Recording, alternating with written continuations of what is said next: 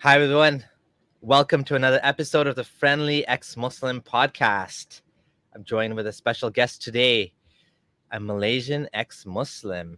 Who am I speaking with? What is going on in the Muslim world today? Well, if you haven't noticed, I haven't been keeping track of the count, but there are more and more apostates coming out of the woodwork every day. Every day, I'm talking to people that tell me that they left Islam, they always had doubts, they were sort of ex-Muslim.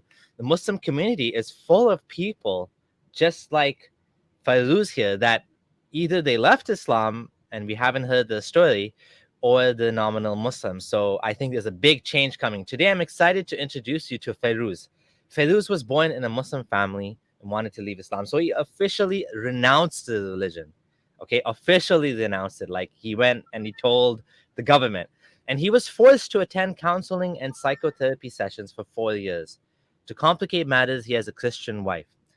He then received an order from the Sharia officers to put him in a detention center, so he left the country and went to Sweden.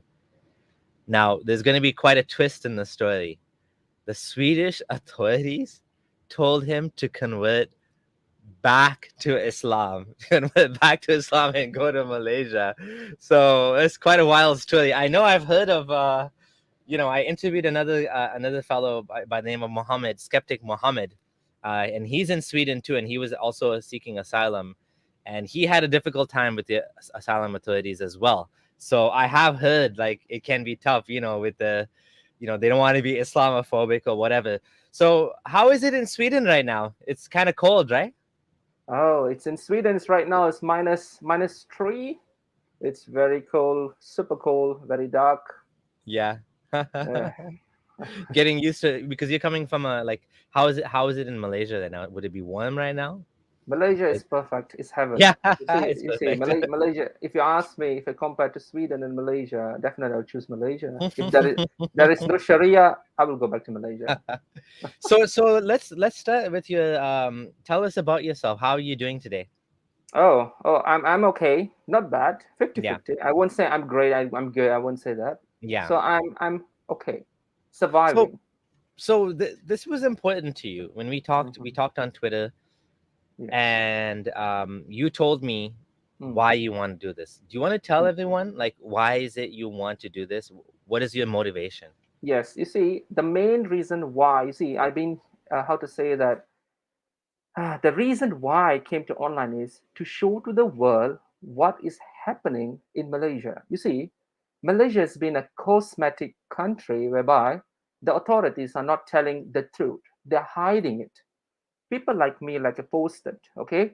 I've been prosecuted, I've been given a lot of mental torture, I've been harassed, and then no one is know outside there. For example, I come to Sweden, I seek asylum in Sweden. People don't know Malaysia is having a dual system as well. Malaysia have a dual parallel system working together, for example, like Sharia and Mm, civil. So my mm, main reason is to tell to the world, yes, Malaysia Sharia system is prosecuting apostates. No more sensitive, because if you ask this matter in Malaysia, they will say, shh, keep quiet. It's a sensitive issue. This is what you get each time from mm, the people outside. The mm, majority people. Whenever you mhm. say, I want to, you want to do something about apostasy, they will say, sensitive issue, do not talk. So I think this is the best platform for me to talk. Absolutely, absolutely. Yeah, we Yes. we definitely want to go against what they want, which is they don't want us to talk. We want to talk. We want people to know what's going on. Exactly. Transparency is always better, and you're a very transparent person. I just want Hmm. to share the message. Greetings from Singapore, Council of Ex-Muslims Singapore, in solidarity with AMM and Hmm. Feiruz. Hmm. So just wanted to share that message. So tell Yes. us about. Let's go to your childhood. Let's see what was your background before you left Islam. Can you tell us about that? Okay. Okay. You see, my background is basically how to say that my grandfather is an imam. Hmm. Okay, Oh yeah. we are very staunch family. Okay, Mhm. my mom is a Malay. My father is a mix. He's have a mix a bit with some Indian, but he as well is very staunch. Both of them are very staunch, and we are very. good Muslim family. We pray, we fast. Since small, I see them doing that. So I came from that type of family. I started to recite, the what they call that, the Muqaddam, the mini version of the Quran. Since I'm very small, I Mm. started to recite that. So if you ask me, I started Islamic when I'm very, very young. I can say I'm maybe 6, 7. I started already. So by the age of 11, I have completed the Quran itself. But the problem in Malaysia, you only read and you don't understand. You read and read and read, you memorize, but you don't understand what you're doing. Yeah. So since and the thing is, I started to realize that Islam is not for me when the age of 9. I'm so sorry not to offend anyone. Okay, not to offend anyone, can be Muslims or anyone. With the age of 7, I'm so sorry. I stepped a Quran. I'm so sorry to say this. I spit it as well. I know it's wrong, to mock another religion or belief, but I'm small kid, even right now I don't know why I'm doing that. I've done that before. So Were you upset about like what caused you to do that? Like what was were you angry at something? Were you felt like limited? What was the issue? okay, the reason is force. Everyone is forcing me, okay, you need to be Islam. Oh, okay. For example, like parents, oh, you need to pray. You go. For example, you are doing something that you wanted to do, and they say, that's it, go and do. So it's become more law, compared to something else. Like for example, maybe you are coloring when you're small, and suddenly your parents say, that's it, stop, go and do the namaz, go and do the salat, whatever. You feel the frustration. That is one. Secondly, when you go for recite a Quran or whatever, you need to go take some time, and you don't know what you're doing, you don't Mhm, understand. It's just mhm, because someone is doing and your mm. parents is telling please do it, so you're following, you become a follow Muslims. I Since see. small, I see. Yeah. I have this feeling in me, why Mhm. am I doing this? Okay. I see. I see. Okay. So yeah, continue. What happened then? So you were young and you left Islam. You told me as a kid. Yes, for How did that example, happen? Yeah. okay, you say in Islam everything is about iman, right? Iman, everything is about inner. I don't have that already. I read. I pretend to my parents. I Mm, pretend to the school. I pretend to the ustad. I pretend to everyone. mm, But inside me, that's it. No one. I'm considered like I'm already like started to become atheist. I have mm, no intention to become an Islam since I'm 9 years old. And each time, for example, you see, like I have a translation version of Quran at back my home as well. We have that. So we have in Malay version, we have in English, we have Hadith. When I read Hadith, I don't know what to say. All these things started to, like question me back. mm, What are you doing? Who is this person? Or what is this religion all about? You started to question by my since I'm 9 years old. I'm mm. graduated in biotechnology. Oh yeah. So yes, so I'm more on science person. If you see me, like I'm more on science. And when I think about like what I have recited and everything, I really feel that it does not make sense. So basically, if you ask me why in the very early age when I'm a child, I started to take that decision. I have no idea at all until now. But I think that is the at the trigger point Mm. that I'm here right now. Wow. So you were into science and you were seeing the hadith. So I guess most Muslims don't read hadith, right? How were you No, exposed to hadith? Did you read on your own? Was someone teaching you in the mosque or something? Where did that clash happen? you see, I told you like my grandfather was imam. Oh So yes, he yes. yes, so he have a collection of books of Sunnah, Hadith, and Quran. And you have others books as well, like apologetic books and some other things. But the Hadith was something that is looks very interesting. The cover looks very interesting for me that time. And then it's written that it's Hadith. So in Malay they say Hadith. So when I take this hadith book and started to read, I started to feel confused. Like, what is the saying Al Bukhari? Why he say that? You don't know saying about Prophet. That and this that. I don't want to mention anything sensitive. People might get offended. But this is the trigger point because the book is at my home itself, where I sleep. Oh yeah. Oh yeah. So you had access to it in your house because your father was an imam, and sorry, grandfather was an imam, Yes, and so this is when you got into a class. Did you ask anyone about your issues? Did you keep it to definitely. yourself? How Yeah, did they yeah. react? I asked to my in Malaysia we call him, we call him Ustaza. That is what we call in Malay. So Yeah. when I asked to my Ustad, I say, Ustad, why it's like this? It's written, and he said, get out of my class, stand outside. Oh wow. This is the reaction I get. Normally, when he looked at me, he say, this guy Fiaruz is a troublemaker Yeah. in school. When it comes to, for example, we call that class Agama, that is the religious teaching in Islam. When Hmm. this guy comes in, he will throw a lot of questions. So what I will do, I will say, don't question me, sit behind. So this is how people started to um, think that I'm going out of the topic. For example, I read this hadith teacher. It stated that Muhammad have two wives. Example, or three wives. They are on the same bed. So what are they doing? It's because everything is written there very precisely.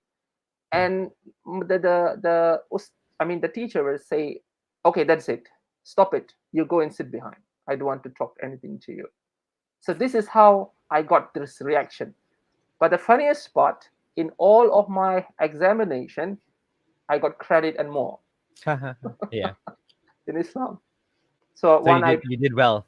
I did very, very well. I did Yeah. very well until the college. I went to college and university.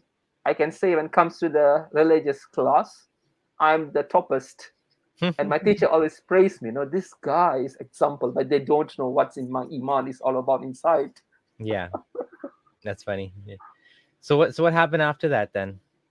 So after that, what happened is that when is this during my school time or after my school time?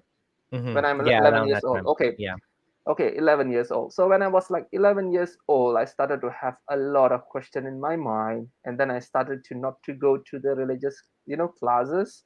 And then my parents will send me to, for example, we have small mosque whereby you can recite the Quran. I started to not to go there. They will drop me, I'll just go somewhere else, and I'll just pretend that, okay, I completed this, I skipped that. But I have, we call that, what is in Malay we say hatam, I have completed the Quran itself. Oh yeah. Yeah, And then you said it, right? yes, I finished it Quran, and then with officially I finished the Quran, and then they said, and my mother wants me to become an imam. That's funny. So she really like forced me. She said, you need to be example. You need to guide another Muslim, to Jannah. You need to go to the, bring them to, in Malay we call shurga. You Yeah. go to shurga, bring them. You got a lot of, pahala. You got a lot of good things, good Hmm. deeds. So this is what every day I listened from my mother. You need to do What that. what's You need to do Shrilga? this. Sorry? What's Shrilga? Shurga means heaven. Oh, okay. Heaven. So Jannah. it's Jannah. Jannah. Yeah. You see, for example, like your parents is telling, do this and Allah will give you strawberry. Ask with Allah, He give you ice cream. Oh, Ask to Allah, He give you one thing. So you need to sit and ask. You are what they call a Jannah person, Ahli Shurga. It means you are a Jannah person. You are a hmm. member of Jannah. How, you see, in that point of time, I asked my mom. I said, did you see Jannah? Where is that? Yeah. Where is that? How do I need to go there? And she said, don't question. So she came me, pop. Don't question. Don't question. Kenny, pop. That's it. We are afraid when we are small. We don't open the mouth, and that's it. So this thing is keep on going for a very long time, even though I'm, in Malaysia, we have a secondary school Yeah. onwards at 13 years until 17 years, So same thing, because another one, when you are getting adult, you started to learn a lot of things. Like me, I learned a lot of things in Islam. And another problem is, I can tell you another one. Yeah. Malaysian history itself is so confused Oh yeah. because Malaysia history is a beautiful history. We have a very good history. Okay, if you refer back, and I don't understand why suddenly there is Arabic history is coming in into our history. Yeah. I have no idea. And Yeah, then it's influence from the Islam, right? exactly, but the problem is how to say that it's too much for me. If you ask me, it means the history should be history, not more on religious teaching. Yeah, yeah. So two things. One is what you said earlier about when they promised Jannah, they Mm, parents tell kids, you'll get ice cream and strawberries and this yes. and that. When those kids get older, then the Mm, imam tells them you'll get hoodies and you'll yes. get sex, and it's funny. Exactly. It's just like kids growing up, and the religion is actually for basically infantile men, Exactly. basically, right? E- It's promising physical lusciousness, is promising wine, and is promising carpets, and mhm, like rivers that you could flow under, and couches of gold, and houses mhm, of silver and gold. So it's pretty funny. And what you said about the Arabic influence on Malaysia, mm, I do agree with you that Islam tends to come, mm, and depending on how religious it is, and depending mhm, on if it's a Salafis or the Wahhabis mhm. or the other sect or the other schools of thought, they tend to like kind of ruin the culture, take away the local traditions, take away the local Yes. dress, make Exactly. everything black. Sometimes even like Mm, niqab comes in mhm, Afghanistan. You have the burqa. mhm, In Iran, mhm, Iran used to be liberal. They used to have skirts, and they used to have mm, all the things. And then the Islamic Republic came, and it became all hijabs, officially government mhm. mandated. Now they're fighting for the rights to take off the hijab, right? Mm. I So tell you, when I think of yes. Malaysia, I don't think Mhm. of like Iran, but is it like that in all of Malaysia? Some of Malaysia, parts of it? Like how is it? How is this like thing happening in Malaysia? And You go ahead. see, Sorry. you see, if you take back the history, I don't know how many people know that. I'm a part of research as well. I research a lot of things, including Hmm. history. Yeah. Malaysia itself, the initial government is from Vijaya Atungan Varman. He is the one who initiated everything. This is in the few years back, year of 80 or BC something. So they were Hindu. The Malays was Hindu, and Hmm. then they became Buddhist, Hmm. and then there is a Islamization from Arabs, from the trades, Yeah. and then most of them converted. The Yeah. Sultan, we have Sultan. We have 14 states in Malaysia, Hmm. except for Sabah Sarawak. We have a very another beautiful land, another site, Hmm. and we don't have kings there, but we have kings in the main peninsula. We have what they call that Sultan, each states. So this each state started to adapt Islamic religion in their lives. So if you see the history, they will say that Paramiswara have converted. Okay, the Paramiswara have converted. So from that, the history started become a Muslim. So I before see. that, yes, Yeah. before that, the It's always history political, isn't it? exactly. Before that, it was a Hindu Buddhist government was ruling Malaysia. If you check the history from Kataha is Kedah. It's a state they call Kataha in Hmm. Sanskrit. In the northern part, that is the initial of Malaysian government. They call that Kerajaan Lama. Kedah. It means it's a very old government. That Okay. was a Hindu Buddhist, and then comes to Malacca, another state, and then it became Muslimization and started to Hmm. people started to accept and Yeah. interfaith. Islamization. Yes, Islamization, and Yeah. then the kings and the sultans become Islam, and then the Muslim. culture, the beautiful culture started to reduced. The culture started to fade away, and then we was being invaded by the Cholas. The Chola kingdom from South Indian, so they Hmm. invaded Yeah. us, and then the Sri Vijay kingdom was collapsed, and then after that we have no way out, and then the Islamization taken advantage that time. We came because that's normal, right? Because when we know people, we started to convert a new adaptation, new religion. That's how it happened right now. But Malaysia was a very beautiful country, I think, until 1970s. We have a very beautiful people. We have a multicultural people living together under one roof. We have Chinese, we have Indians, we have Malays, we have Sarawakian, we have Sabah, we have Punjabis, we have multiracial races, beautiful people, beautiful culture. Look right now where it's going. Islamization. And I think the reason for that is, maybe you can disagree or agree. Tell me. I feel Mm, like Hinduism and Buddhism can be more tolerant. Let's put it like that. I don't want to say it is more tolerant, but it mhm, can be more tolerant, mhm, can be more pluralistic, can be more forgiving and more accepting of different things. Would you agree with that? Whereas Islam is, it can be way more rigid. Don't allow, women to show their beauty. mm, Some many schools of thought consider music to be haram.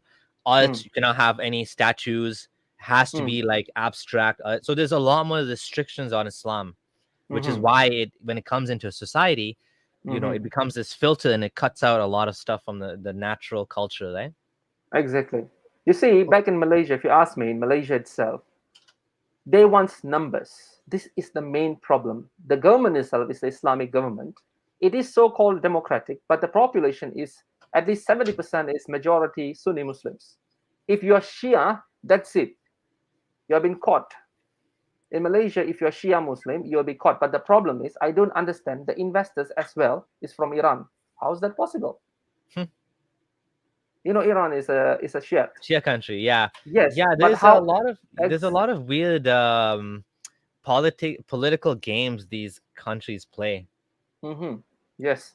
You see, like example like Malaysian, if you talk back like you look at our Petronas, the investors mostly from Iran. That's a Shia. But why are you catching Shia people who are practicing Shiites Yeah. in Malaysia?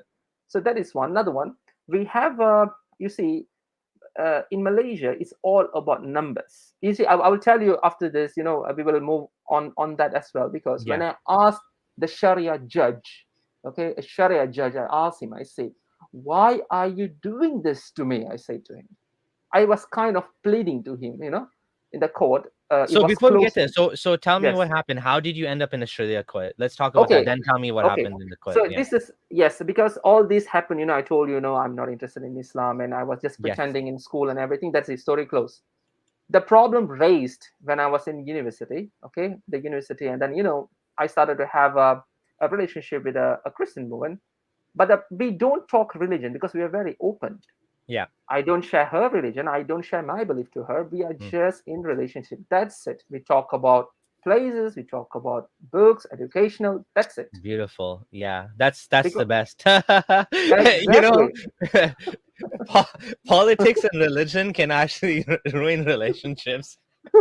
exactly.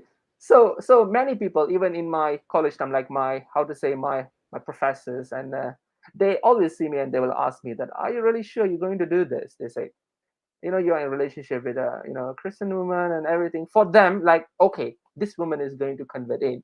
It's very common in Malaysia.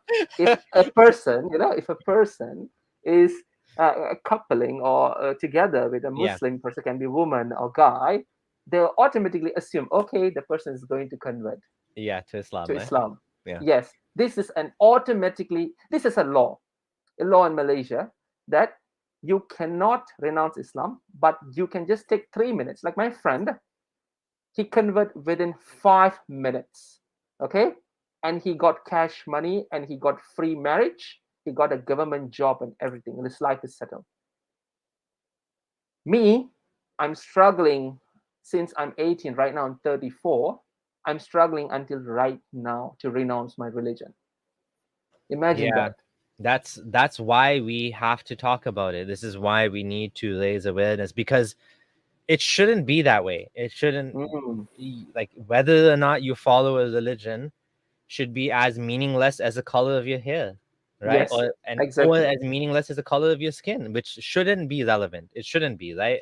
Nowadays it is, but it Hmm. shouldn't be. It should be merit based, right? We treat people, we give them jobs because they can do the job, because Exactly. we want people that can do good. If you're having a surgery, you want that doctor to know how to do the surgery. You don't want him to be specifically a certain color. Oh, I we hired him because he's in this ethnic minority. Okay, but he needs to be qualified, or she needs to be qualified. That's the most Yes. important thing, right? And whether, and over here we have a lot of this politics with identity politics. Over there you have Mm-hmm. this religious identity politics, Mm-hmm. which is just as bad, right? And so actually it's much worse because over there it's straight up discrimination. Over here, Mm-hmm. at least, is trying to address discrimination by doing this, even though they're like basically doing reverse discrimination. Mm-hmm. But yeah, it's basically it's religious faith based bigotry against non-Muslims and Mm-hmm. ex-Muslims in particular. Mm-hmm. Like in Malaysia, you see, as I mentioned to you, the main reason that the reason why I went to the Sharia court to file in my petition to get out of the religion is, you see, we are just a normal human. We have rights to live. This is one of the main article that's in United Nations: rights to live, rights to marry, rights to have a children, rights to profess what religion you wanted, or without religion. There is no force in religion. In Malaysia, we have 5 pillars, like how is in Islam. There's a country principalities. The first one is believe in God. In Malay, they say kepercayaan kepada Tuhan. It means you need to believe in God if you are a Malaysian. It's a compulsory. You cannot be an atheist for that. What if you were a deist? You believed in God, but you Hmm. didn't believe in Islam or Christianity or any religion. Would that be No, okay? No, no, no, that has no, to be no, no, Muslim, no, no. basically, or Christian. If for example, if you are born as, this is the category, okay? If you're born as Malay, it means your parents are Malay, or either ones are Malay. You are born as Malay Islam. There is no Malay Christian. There is no Malay, Malay Buddhist. Nothing. Hmm. Only Malay Islam. And we have other categories, for example, like Chinese Muslims, Indians Muslims, Singhs Muslims, all that in same category. But the problem is the people who get converted, the mualafs who get converted, they can exit out of the religion, but their children cannot do that.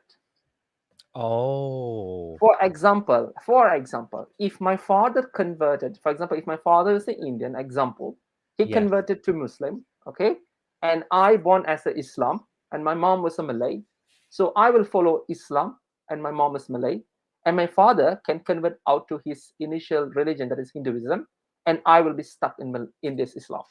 That is the law. Oh, interesting. So once you convert, your family and your descendants are stuck Exactly. in Islam Yes. forever. Yes, that's why in Malaysia you can see how many hundreds of people right now they're suffering. I can just say that the case keep on going even though they are 60 years, 70 years. The case keep on going and going. It's not stopping. And I feel that this is what I need to expose, and the world need to know that Malaysia is a part of a country that persecutes all Hmm. this minority. I will include the posted Malays like me, like maybe same similar like me, and other people who are going out of the religion. And we have another category of minority, that is non-Muslims, that is like, for example, like Indians or some other races. That is different topic. Hmm. I won't touch that because people know about non-Muslim much more very detailed. Hmm. But I'm going to highlight about this posted because I think this is the most important that people need to know. Because in Malaysia, according to Article 11, freedom of religion is guaranteed for everyone. This is the federal law. Okay, so it does not say that it's only applicable for uh, a Malay or it's applicable for Chinese or Indians. No, it's for everyone. Hmm.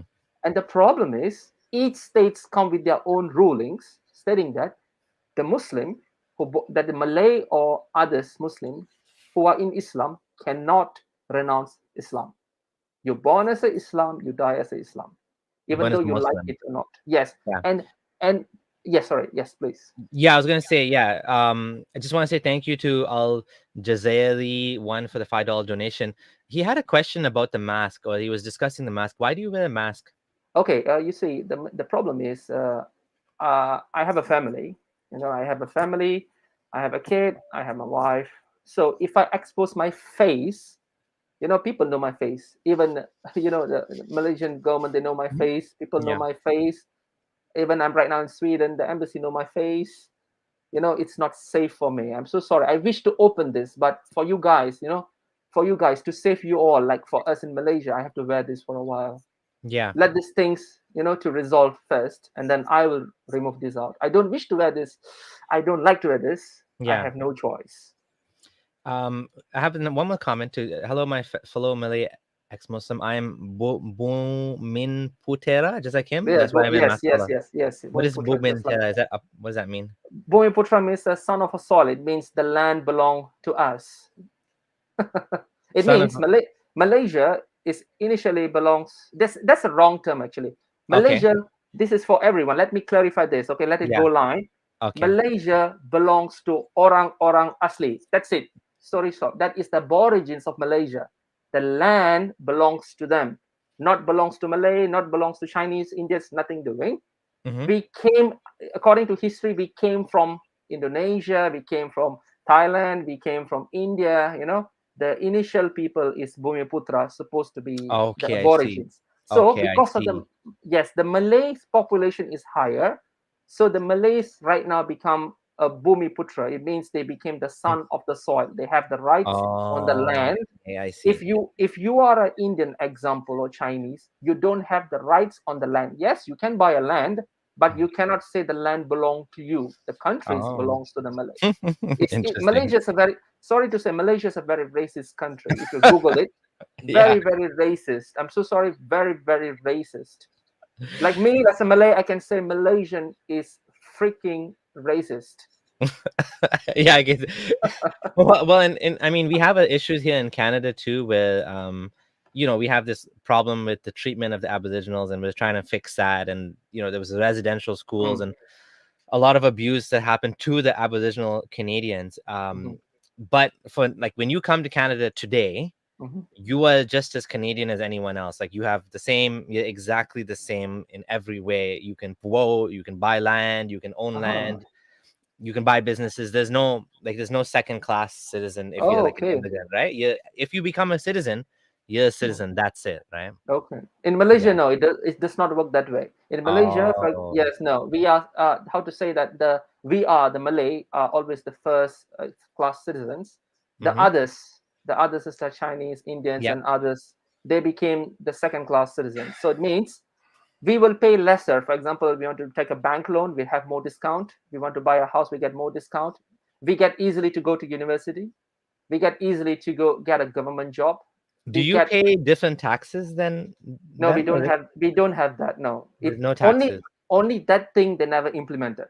Oh, okay. Only that matter, the Interesting. taxes are not being implemented. Other than that, they're doing it in other things. For example, Okay. like if you are son of soil, like he has like Bumiputra. If you are a Yeah. Bumiputra, you get like, for example, like 6% of discount from your initial home loan. Whereas if you are a Chinese, you have to pay 6%. A normal actual rate. And these things really, if you ask me, this is a very pure discrimination Mm. as a citizen of Malaysia. You see, when it comes to Sweden, you see, people are treating me like Swede right now. Yeah, This when yes, when I speak in Swedish a little bit, and Swedish people are very beautiful people. They're very nice people. They say, yeah, "Oh, yeah, yeah," they'll say this. "Oh, du kan svensk. You can speak Swedish. Do welcome to Sverige." They say, yeah, "Welcome to Sweden." yeah, And this is how it's very nice to listen. They treat us equally. But when come to Malaysia, yeah. they will say, I'm so sorry, like Malay, we will say, the Indians, they say, ah, you are drunk, and the Chinese, they say, you're pig. Mhm. Wow. I'm being very transparent. Okay, this is Yeah, what yeah, yeah, yeah. we are I going understand. I through. mean, Sweden. The reason I'm smiling is one of the most like egalitarian countries in the world. Like it's like way out there in terms of like the Mm, rights to its people, and mm, even like when you have a baby, they like mm. you have so many benefits over there that Yes, probably yes, even yes, Canadian benefits are less than Swedish benefits. yes. Um, so that's disappointing. I mean, about the racism and stuff, but that's definitely something that over time hopefully will get less and less. There's a question for Mm. you, a super chat. Thank you, Stop Scamming Man, for your £10 donation. When Maratha said it would be just to murder millions of French in revenge for colonialism, though Muslims are too nice to do it, I didn't hear an outcry by Malaysians. Did you see any reaction? Do you know what he's talking about? Do you know this incident? No, I have no idea regarding this guy. Okay, But okay, I know, yeah, so no. go ahead. You do you want to say something? Yes, because Mahathir is our prime. He became prime minister twice, and yes, he blundered a lot of things, being very practical. He is the father of racist. I'm so sorry to say this. Yeah. Mahathir Mohamad, you are racist.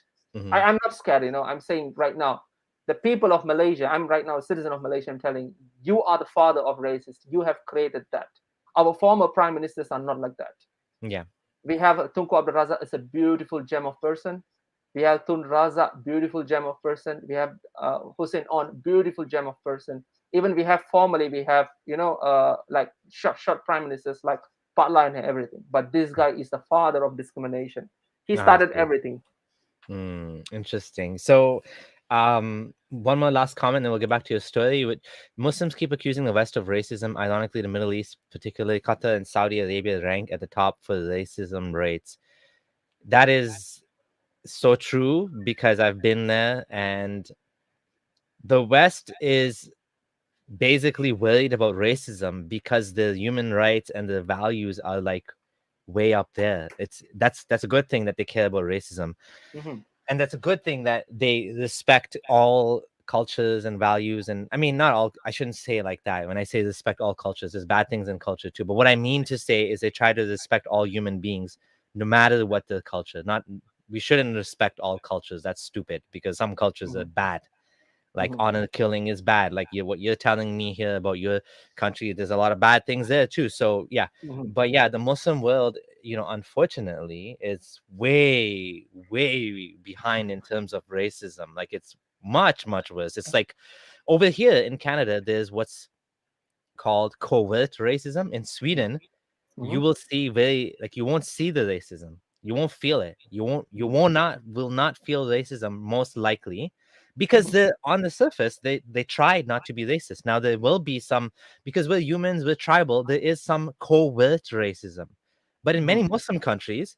it's not even covert, it's open racism. Yeah, you're, depending on your nationality, you will get the job or you'll not get the job, you'll be able to buy land or not buy land. It's like open. It's like, yeah, you're treated differently based on your race. You're treated Hmm. differently based on your nationality or your citizenship. So for sure, I would say this is true. This is much worse, right? Yes. So okay, so enough on the comments. Let's get back to your story. Okay, so where do we stop?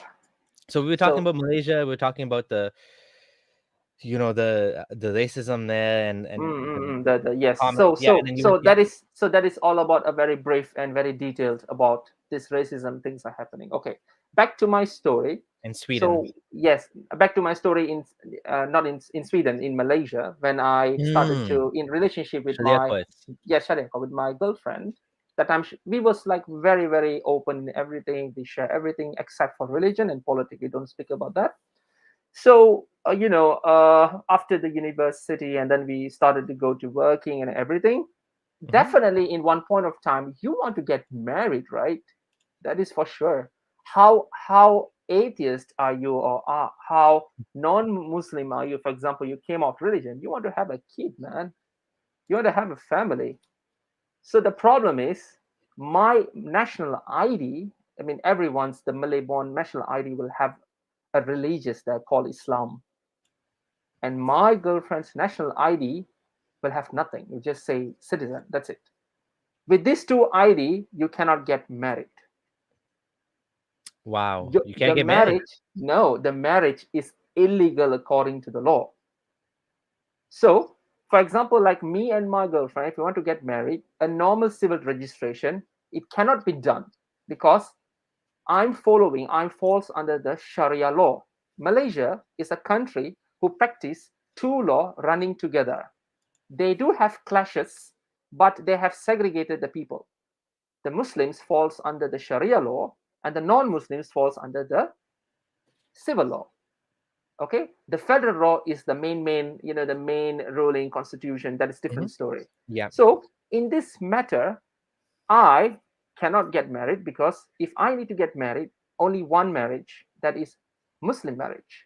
I need to nikah with the yeah, person. For me yeah, to nikah her, she need to convert. We are very free person. Although she's Christian, yeah, I'm a very free person. I have no my will to get to get converted, or I don't want Islam. I already dumped yeah, it for a long time. yeah. So what I did was I walk in directly to the registration. We have a lot of registration department to states. I walk Mhm. in, bring my ID. Yeah. And I said that this is very funny. I told to the person, she's a Malay, she's wearing hijab. This is very sensitive. This is what they say, sensitive issue. I bring my ID card and I show to her. I say, she said, what do you want? Do you want to change? Do you have a problem with your chip? I say, no. The problem is me. She looked at me. She, why? What is? I said, the problem is I don't want to be in Islam. I Yeah. said in Malay, I said, I don't want to be in Islam. She looked at me like zombie. She there is a sound from her. Huh? You want to go out of the religion? She said. I said, yes, I don't want to be in Islam. I want to change this. What is the procedure? Can you help me to change this? Is there any form that I need to fill up? She said, can you wait here for a moment? I need to talk to my boss. Oh my God. And I started to feel that, okay, who's the boss will be? And she went inside. She came back after 15 minutes and she said that my boss is calling you inside. And I said, why? Why is that so? You can just talk to me right now. Why I need to go inside? They say, no, this is very sensitive issue. You cannot talk it loudly outside. Other people might hear this, You are offending an Islam. This is what she said. You are offending Islam. Mhm. You cannot talk like this. Can you please kindly go to the office? So I went to a small office. So there is a guy, a Malay Muslim guy, and then he said that, oh, he talked not in a very nice way. He said, oh, I'm so sorry, sir, you can't do that because you falls under the Sharia law, and we can't do anything about that unless you get a official paper from the Sharia court stating that they are permitting you to going out of the religion, I mean renouncing Islam. And I say, how do I do that? They say, you need to file in a case. Like, what? You say in Sweden, if you don't want to be an example, if you don't want to be a Christian, or you don't want to be whatever you want to, you just go to the tax office, Mhm. you just inform them, that's it, story closed, finish. Mhm. The same day, you're Yeah. done. And then and another one, Sweden does not endorse religion, as in a politic mainstreams. Yeah. So you can change the religion every day. Today I Yeah. become Muslim, tomorrow I become Hindu, I become Buddhist, I become Yeah. anything, or I become atheist. Yeah. So in Malaysia, it does not work that way, Mm. because you need to ask an approval from the Sharia court, that you are going out of the religion. Okay, so what I did was I asked with that person. I said, okay, can I get the address, please? And he said, you need to go to a state. I was living I worked in Kuala Lumpur, but I'm living in Selangor. Okay, Selangor is one of the state. So he said, you need to go to the Shalam. Shalam is the like a capital of a small capital for the state. You say you need to go there and ask them, I don't know more information about going out of the religion, because people don't do it in Malaysia, they say. Mm. And I say, why is that so? You say, because this is very sensitive, and I really advise you to talk with a lawyer before going in. This is what he said. So when he Talk to a said that, lawyer. Oh yes, wow. talk to lawyer before going there. So what I did was I contacted few of the lawyers. Mhm. Like for example, my personal lawyer was, her name is Herlina. Herlina, she was from Kajang, another state, and then I get some help from her as well. And then I asked with some non-Muslims lawyers, and they, what they said. This is in 2009. They said this: Fiaruz, get out of this country, migrate to Australia if you can. This is what they say to me. Yeah. Before I initiate anything, they say, migrate to Australia, get your life, don't waste your time. Mm. And that time I was young. I was 20. I was 22, and I was like, I just want to do it, man. I want to get out of this religion. I want to be an atheist, man. I Yeah. don't care about anything. I just want to be who am I can tell Okay. to people. I can tell people I don't believe I have done Islam. I have a family or whatever. So my this is what I wanted to do. This is who am I. I want to be transparent. I want to become a dual person. In Malaysia, you become a dual person. Yeah. Outside, you become an Islam. Suddenly, you become Islam because you're afraid. You can't say I'm an atheist. You cannot say I'm a Christian or whatever. Yeah. Because when you say that, people look at you again like zombie. They ask a lot of questions. And the problem, we have an app in Malaysia, a religious app. If someone question you, or if Mhm. someone they notice that you are doing out of something that is unlawful in Sharia law, they can just complain to the authorities. They can come and catch you, man. Mm. So we are always afraid. I'm afraid of the thing. So this lawyer said, I'm so sorry, I can't do anything. migrate, and they never say anything about asylum. I don't know anything about asylum. Oh, okay. Mm-hmm. I only know asylum when I'm in Sweden. Yeah. I don't know anything about this. So I went to one lawyer, my first lawyer, Mm-hmm. and then my first lawyer said that this is a very crucial and difficult situation, and because you're born as a Malay Muslim, you cannot go out of the you cannot go out of the religion. This is like a stamp in your body. And I said, I really need this to be done. I said, you charge me how much you wanted. And she really charged me how much she wanted. And she said, okay, I will help you, but we need to twist the story a bit. I say, how Okay. are you going to twist the story? She said, you have recited Quran, you have been with your grandfather was an imam and everything. If you say this to the Sharia court, they will say no. They will straight away send you to the rehabilitation center to give you counseling. And I say, what is the way? She asked me, is there anyone in your blood, for example, like can be your grandfather, grandmother, some other, like they are not a Muslim, like my father's side, like 2 3 generations before they was Hindu. So I used that point. I want to become a Hindu, because she said you cannot become an atheist in Malaysia. You need to have a religion if you want to revert back. So It's so from funny. Yeah. it's from Islam to Hindu, Mm-hmm. Hindu to atheist. But the problem is the Malaysian concept is one thing. Before you recite any religion, you need to renounce first. That is the law. You need to renounce as a Islam first, and Oh, then you can as a accept Muslim. any. Yeah. Yes, but this is only for mualaf cases, not for born Islam like me, like Malay or Muslim. No. So the lawyer said, okay, we will do paperwork. I will get the papers for you. And then she said, because the initial paper you need to bring and inform the lawyer. I was scared to death. For the first time ever, I scared to death, because the lawyer says, just keep in mind, if they arrest you, you cooperate with them. This is what she said. If they arrest you, cooperate with them. Don't question anything. Follow whatever they say. This is what my lawyer told me. And I said, okay, fine, I will do it. I know the consequence is going to be bad, but I will try first. Let me try. We don't know, because we are fighting for justice. I mistaken that I thought that people like us will get justice in Malaysia. If I know this, I won't do this. I won't initiate this. So people in public outside, if you ask me like Malaysian, if they're Malaysian, they want to renounce religion, I will say don't do it. This is my advice, because I have done that, and this is very risky. Because once you initiate initiate a process of renouncing, the police behind of you, private investigator behind of you, the court behind of you, religious authority behind of you, and then you have a lot of Muslims organizations. That's they will hunt you, they will look you, they will try to drag you in the problem. So I went to the Sharia court, and then I say to the registrar, I say that I wanted to renounce Islam. And she said immediately, she said, wait at the office. No number, nothing. Wait at the office. So they bring me to the office. In the court itself, you have a lot of multiple offices. They bring me and they say, what is the reason you want to go out for the religion? Mm-hmm. And my lawyer already told me. She said that don't say that you have a Muslim background. Just say you have a Mon Hindu background or whatever. So I Mm-hmm. say, I'm from a Hindu background. I go to temple. It's a lie, but this is a way of doing it. Yeah. you know so I want to become a Hindu, I want to go out. And then they said, okay, fine, let me talk, and I need to talk to someone. She went half an hour, she come back and she said, do you have a lawyer? I said, I don't have a lawyer. Shall I stick someone, like other lawyer, like Chinese or Indian? He said, no. According to the Malaysian Sharia law, a lawyer must be a Malay Muslim.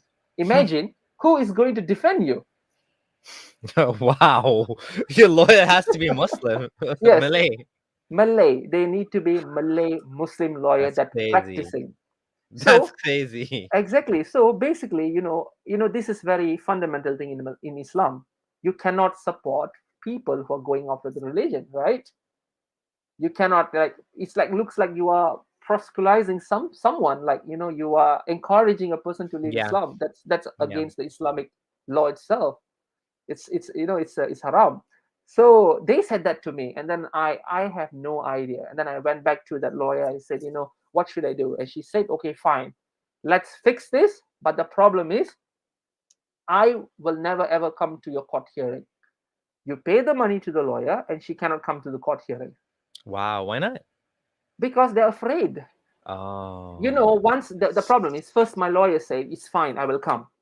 Once I do the submission, you do the first submission, I became the plan. In Malaysia, they don't charge you if you become a apostate. They don't file on you first. We need to file in the court first. And we okay, became plaintiff, they become defendant. In got this it. case, the first time I submitted in 2009, immediately they called the lawyer and said, are you going to represent this guy? Yeah. The religious department contacted my lawyer and said, are you Oh, going to represent this guy? And she said, yes. Is that okay for us to revoke your license of becoming an advocate? Immediately oh, they say that. they threatened her. Yes, they threatened her, and then she say, okay, fine, I'm not going to represent him, but I will help him to do only the documentation. So they say, fine, it's just a documentation. And then the weirdest part is, because this is very controversial, sensitive issue, I have no lawyer.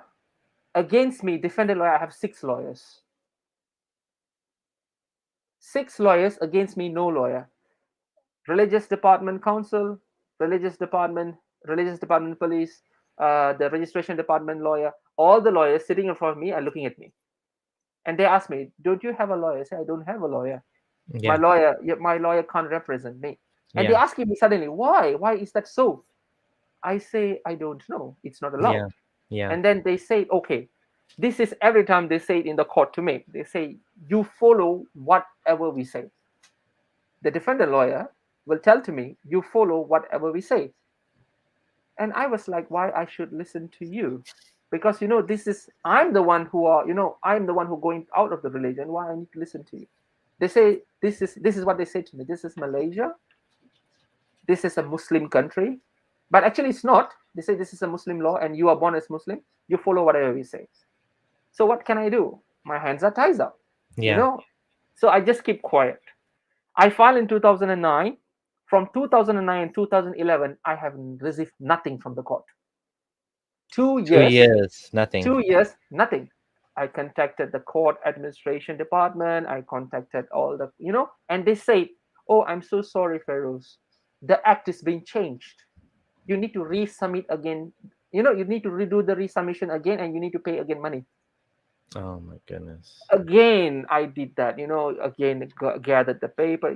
They try to make this thing very complicated so that you will give up. This is the plan in Sharia system in Malaysia. Okay, so I did that. I said, okay, fine, I will do again, pay for the lawyer, again get the paper, do submission and everything. Okay, at the end of 2011, the court called me. They said, okay, fine, you need to come for hearing. In the court we have all these trials, hearing, discussion, and then they come with the result. And then they said, okay, do you have a lawyer? I said, I have no lawyer. So this is what I need to do. They say, you right now come wherever we ask to do. That's what they say. They say, you need to come. I say, why are you telling this to me offline? They say, you follow whatever I say. I say, fine, where do you want me to come? Come to Mufti's office. I say, why I need to be there? They say, we need to talk to you. So they bring me to Mufti's office, and they put a chair, and then it's just a normal chair, like they sit, and then there is the different lawyers, and then they say, why are you doing this? Is this because of woman? First, is this because of woman? You just bring the woman, we will convert her, we give you some money. Is that okay with you? We give you money? Money, give me money. The initial money is 3,500, and then they say if she managed to convert, they give 9,000 extra, 9,000 Malaysia ringgit. I And how much say have you spent so far at this point? 10,000 Malaysian ringgit. Okay, you spent more than that already. Yeah. Yes, I spend more than that. And then I say, this is not about money. You need to understand. This is not about money. This is about my freedom. Yeah. I need my freedom. I cannot be Yeah. like this. And Yeah. then they said, okay, fine. Now we will appeal. This is what they said. We will appeal to the court for you to go to the counseling. And then I say, why? What counseling do you want to give me? They say, and then suddenly a lady barged in the room, in the Mufti's office. I don't remember her name. Her name is Shahida, I think. She said, I can see there is a jinn sitting on you. Whoa, wow. I was like, what? Like, She can what? see jinns. She has special powers to Yeah, see jinns. yeah. She's like a psychic, man. It's like she said, She's like she's a like, yeah, psychic. she's like, I saw the jinn is sitting and laughing. I was like, what are you talking about? Like, we are talking something else, and you Yeah. burst in and you say there is a jinn, and then they say we need, in the Malay term we call that a perubatan Islam. It means it's a Islamic medicational treatment that they use all these ustads to recite some things Oh, to take out. Ruqya. Yes. Yes, yes. They do Yeah. all these funny kind of things. I don't know how it works, how effective it will be. And she said this to me. She said, I can see this jinn wants to confuse you from your Islamic faith. So we have a special treatment that we need to go. So you need to follow me to another place. Oh, wow. They are doing roadshow with me. Seriously, they're doing like a roadshow to me, and then I said, you see, I can't do this. I have work to do. I need to go to my office. I got things to do. If you want to do all this, we fix another appointment. And she said this to me: the more you give the time to the jinn replicates. According to Like our body, bacteria. this, yes, the bacteria, replicates. So this jinn replicates. And she said, you need to come quickly to this place. And I said, fine, let's make it next week, I said. And she said, you need to come next week. This is all offline, okay? And then I never make it next week. I never went, because this is not something from the court itself. The court does not say that I need to do this. This is a So Mufti's office. this is Mufti's office. And So then Mufti's office is full of jinns, apparently. I think so, man. Just saying. I think so. Just The saying. living jinns. But do you So know in you would Malay? think you would Do think you know? Mufti's office is blessed place, lots of barakah, lots of angels. No, no, no. No, There's jinns in there. seriously, I've been there. You see, I've been there. uh, you know, it's just I can't see anything dodgy. I can see people doing rituals sometimes outside. People. It's very common in Malaysia. They're doing something. Even though we have a big plane lost, a guy came with a two microscope, a binocular to look. That's nonsense. With a, I remember that. you Yeah, know, that the was with sad. Yeah, use that was sad. yes, Yeah, using a bamboo. That's nonsense. yeah. So the thing is, under the Mufti's office below that there is a religious department's police. So they are just by one floor below. Religious police, Mufti's office. So they are like a family.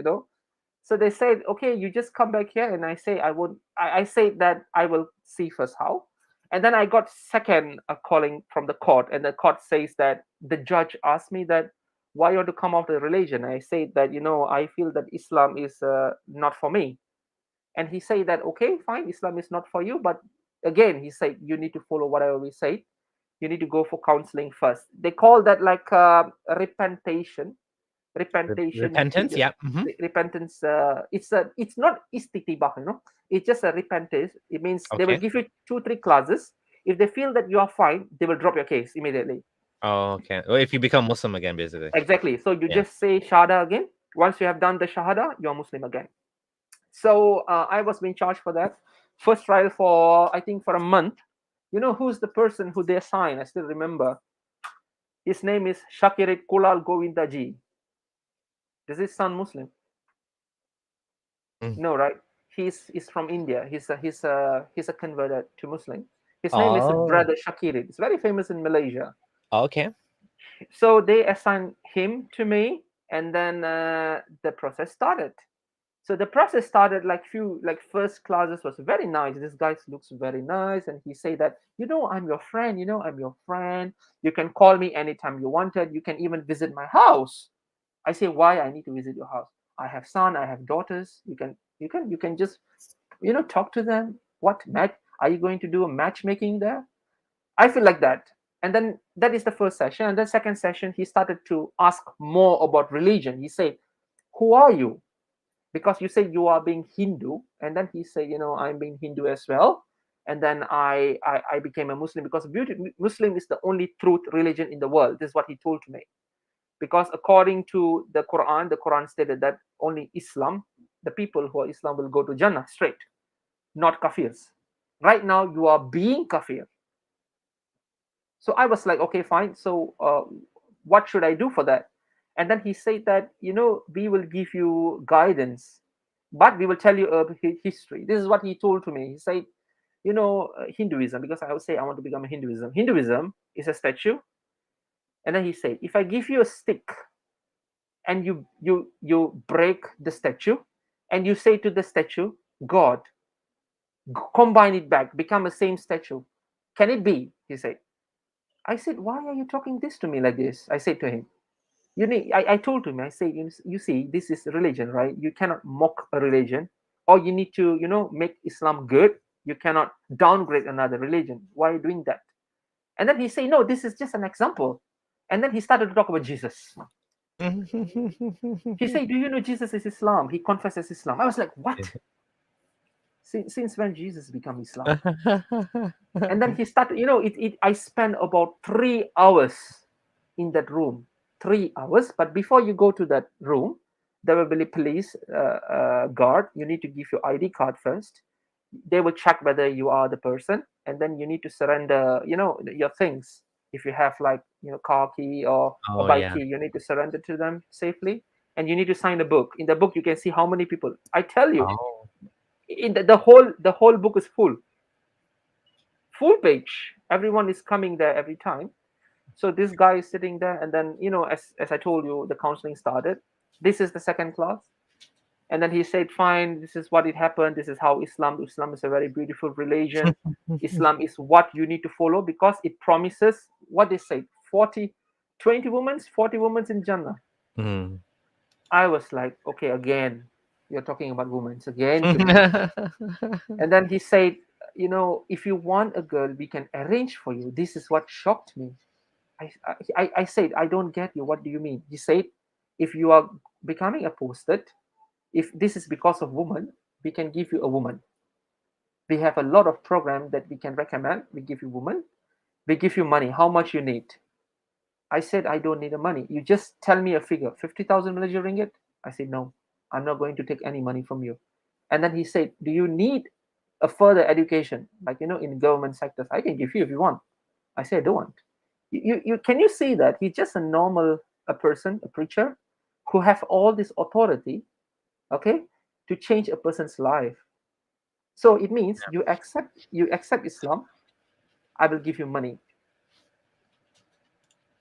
So these things will keep on going Yeah.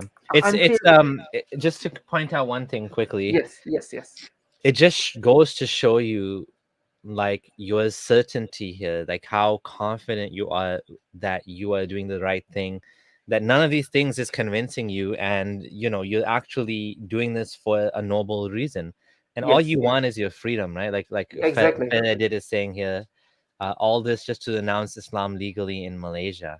Hmm. I wonder if we can encourage more people to leave Islam and start taking the money. Oh, Eventually they'll run out of money. yes. The problem is how to say in, in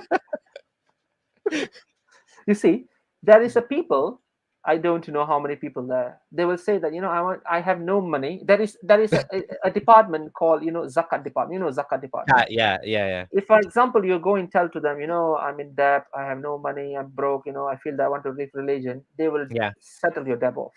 Oh yeah. They do that. There is a people do that. Oh yeah. my That's my, good. my few my few my few friends do that, and Do you suddenly, have to say I want to leave Islam, or you just say I have debt yes, and I'll help yes, you? you need to say that, you need You to say can't that. just say I have debt and No, can no, you no, help no. me? You can't say No, that. You can't say. You no. just you just say that.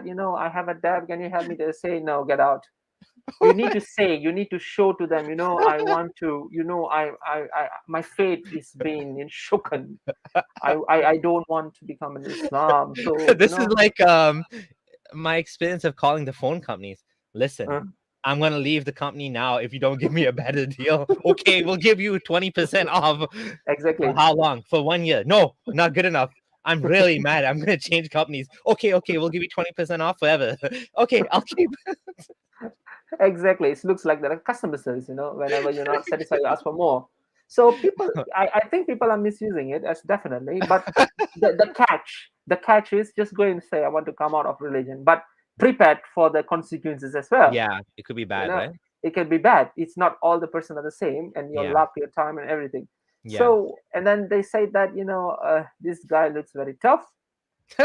For the next class, there will be they invite a tahfiz guy. Mhm. Tahfiz is, Hafiz. Yeah, Hafiz. Yeah. yes, tahfiz. So the strange is, I went again, another week. I went again. So this time is very very tough. This guy was wearing a T-shirt stating the association of Zakir Naik. Oh, Peace TV. I think so. So Yeah. so that's very weird. And this guy looks. First, he was, he started.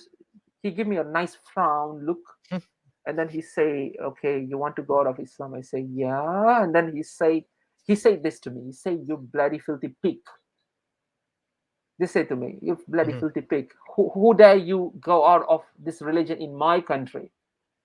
He said this to me. Hmm. And I just look at him because I'm afraid. Because Yeah. I'm afraid. So the guy was that side, the counselor is that side. And then he started to become violent. He started to kick at my chair. So I fell. And then this guy say, "Okay, don't fight, guys. Don't fight. We talk in a nicer way." But he had kicked me.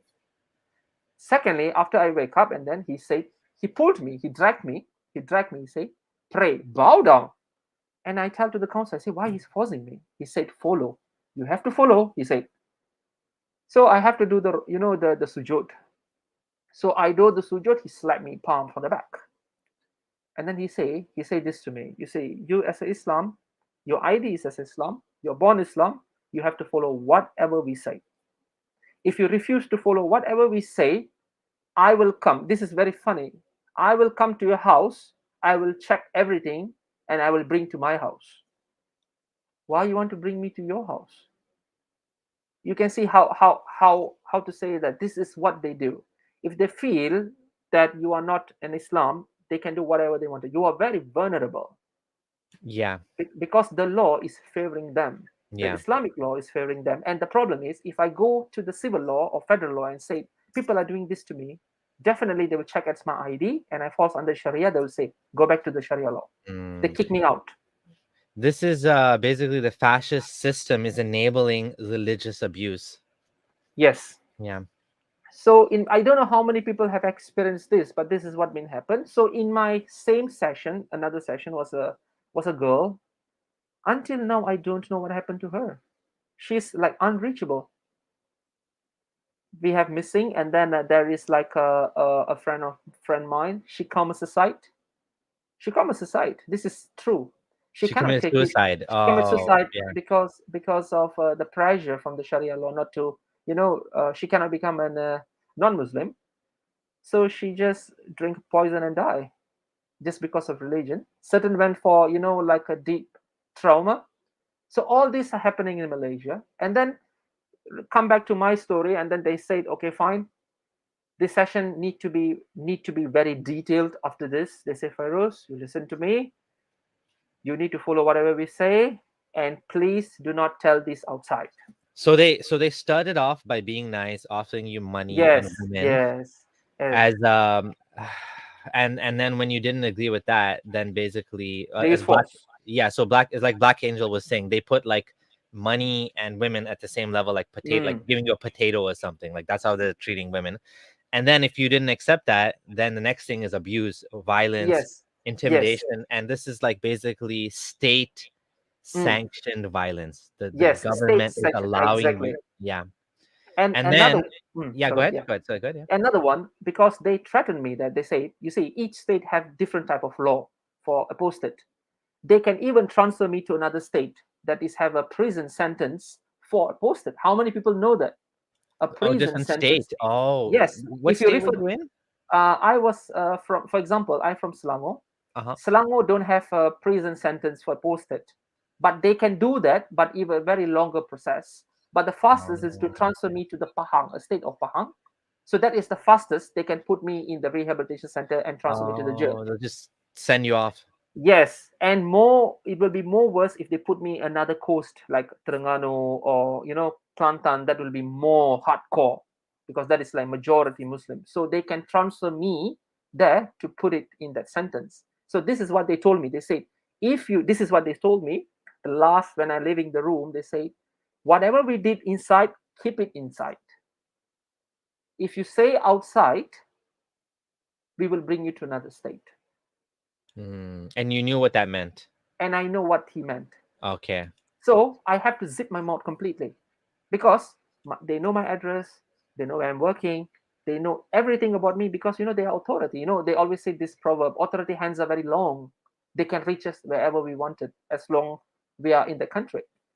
So after that, you see the court. You see all this happens. I don't know whether the court aware or not, but I can 100% say the court will know it. But he's just coming out of religion. We will stop him whatever he wanted to do. And then this case was keep on going from 2011 until 2012. I was in the session again. 2012, they say it's not enough, your counseling is not enough, we're going to extend again until 2015. 2012 again to 2015, again mental torture, again reading Quran inside that. I tell you, it's really impacted me. It really, really impacted me mentally. Even right now, if you ask me, even right now, whenever I get any small rejection, I started to feel this problem. I feel like I'm being depressed. I can't breathe. I started to think back what's going to happen. Because the treatment they have given me. This is what is happening, in Malaysia. Islam is doing this, but who are there to listen? No one is there to listen. People don't know because it's been covered up. Yeah. I want to ask you about your parents. Were your Yes, parents involved at all? Did they know about this? Were they putting yes, pressure? Were they putting pressure on you? Was pressure put on them? What happened to your parents? yes. You see, I remember I told you that I was in college and everything. So they happened to find out that I became atheist. But they was in a different perspective. They thought that I'm becoming a Christian because I'm following a Christian girl. But actually, that's not true. So what happened? My father, my dad, and then some of the people, they whacked me in the public using some wood and metals. They took some motorbike helmets and then they whacked me in the middle of the road. And people came. They asked, like, why are you beating this guy? And then they said, this is a Islamic family relation problem. Don't involve. So Stay, stay out of they it. in the public they beat me. Yeah. My father beat me in the public, stating that Oh. he say I'm infidel, so he beat me. And then I have to run away. I ran away, managed to run away, and then we started to go in hiding. In Malaysia, I was living as a hiding. So how is Oh. that? How it is that, Liz? For example, all my official letter will go to my renting house. Example, but I wouldn't be living there. I live another place. Oh. Okay. This is to save myself, because we never know, anyone can arrest you. But I did ask my friend who are living there. The religious authority did come and visit. Is Yeah. that person is still there? They do that. They do Yeah. this to check whether this person are there. And then I have no relation with my parents when I was like 18. Yeah. 18 until now, I have no any relation with my parents. But many times, my parents have contacted me, like my Facebooks and then my WhatsApp, whatever. Mm-hmm. They will say only this thing to me: repent to Islam, repent to Islam, repent to Islam. Islam is the only God. Repent to Islam. Mm-hmm. This is one. Another one, remember I told you that is 2015. My case was still extended again. Yeah. In 2015, the police, Malaysian police, went to my parents' house, another state, Mm-hmm. and they said that your son is going to become an apostate. Can you become our what they call that, witness, so that we can immediately put him in the detention center with your Oh. approval? So my parents was automatically involved, and my parents, apparently my parents know that I'm in a relationship with another Christian Yeah. girl, Yeah. and the Sharia court don't know that, and they go and divulge everything to them. Can you see how dangerous is that? So once Yeah. they do that, the Sharia person, the Sharia official called me. They said, you lied to us. There is a girl who involved. Yeah. This is what happened to you and everything. And Yeah. then these things happen after that, after 2016, Mm. after 2015, 2016. And then they say, you need to bring this girl back to us so that we will talk. But the problem is, in Malaysia, when you are not a Muslim, they cannot do that. They cannot drag my girlfriend to the court. It's not allowed. So Oh. that saved her. Wow. So that saved her, but not me. Lucky. I was like, I'm like a, what they call that, scapegoat in the middle of the system. And then they said, fine, what you're going to do now is we're going to give you more intense counseling. Like, we will put you in more detention, like we will see what you're eating, what you're doing. And then during the court hearing, they have produced a lot of material whether I am a Islam or not. Yeah. According to Malaysia, you say, according to Malaysia, you are Islam if your parents are Islam. If your parents is not Islam, one person, okay, Mhm. and one person is Islam, you are still Islam, Yeah. unless you are the one who converted. It means if I converted, I have the rights to renounce the religion, but it's not easy process though, Yeah. because I have to go through a very lengthy process. It can take how many years? 10 years, more than that. Wow. Yeah. So Expensive. Yeah. expensive, and you need to pay money for the lawyer, and everything is And not you have to be easy. intimidated and harassed and Exactly. explain yourself over and over again and get a E- lawyer and yeah. Exactly. Another problem is, because you become apostate, your working colleagues, you have problem Yeah. with working colleagues. Like many times, people reported to me to the religious department. Though they say this guy, he's talking about this, so they reported. So the report was taken. Again, they call me. They say, why you cannot talk this in the public. You cannot be in a cannot come off the religion. This is very sensitive. And then I noticed one thing from them. They started to change, because first in Malaysia, for coming of religion, it is criminal act, yes, but they cannot charge you immediately. They will do it slowly. First they put you under the family relation and act, and then they try to change you to criminal. Like me, because I started to go against them and keep on become posted. They started to change to criminal, stating that I'm going against the official religion of the Sultan. They say I'm trying to tarnish the government, the Islamic religion. Hmm. So they started to drag this case. They tried to drag. They called me to the rehabilitation center, and then they say we're going to put you in a place called Kuala Kububaro detention center for 6 months. And then remember, I told you the lady, the jinn lady, Yes. she came in again, and then she said that I can see before you have one jinn, and right now you have three jinns more. And They multiplied. they multiplied, and then they said we need to bring you to the classes, and to do this, all these things. I don't know what they're going to do, maybe rituals.